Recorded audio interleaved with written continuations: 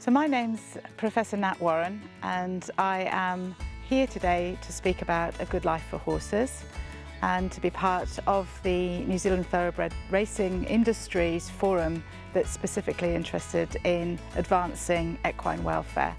I'm really pleased to be here and hope that my expertise as an equine welfare scientist who has been working in the area for quite some time will be of use in taking the industry forward.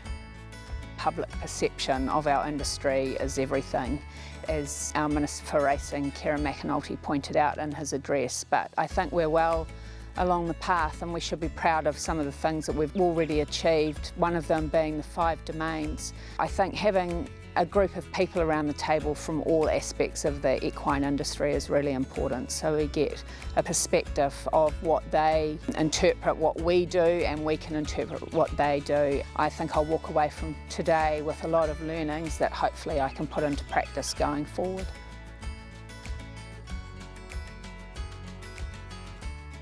So this year we're putting a bit of an additional tack on to that conversation around how animal welfare relates to the social licence to operate. So hopefully by asking people to reflect on what they think they know versus what they need to know, we can start a conversation that's going to set the industry up really well for having a progressive, proactive approach to managing social licence in the future. I think our social licence for our industry is obviously our biggest risk, and I think that just ratifies our need to do things better, continue to aim for those high welfare standards. We just can't let our guard down, we just have to keep aspiring to be better at what we do and communicate that well, and we need to tell our story. That's really important. Life is always about change and evolving, and society changes. If you look back at our expectations 50 years ago, what was expected, and we change, and I think part of it is engaging with society, but also monitoring and understanding what we're doing, where that sits in that framework, so you can actually then say, are we aligned or are we at a sort of a juxtaposition, and if that is, how do we change that? And looking at the impact it has on, I guess, we've got to consider within that system the idea of what does society want?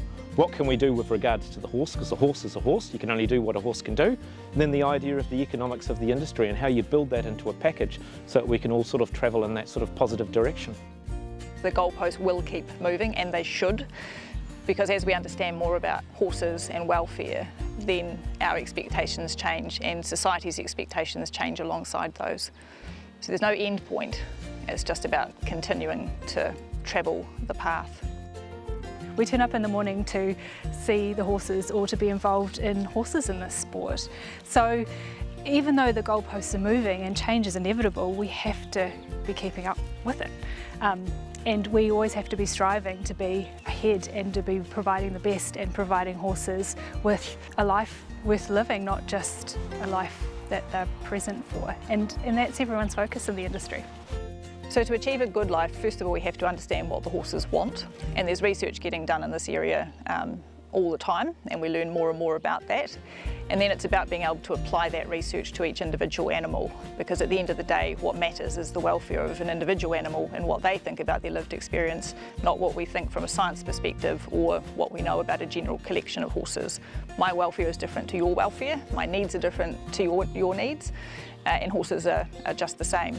So understanding what a good life might look like generally, and then being able to apply that on an individual basis to give them those positive experiences and a life that they find meaningful, rich and full.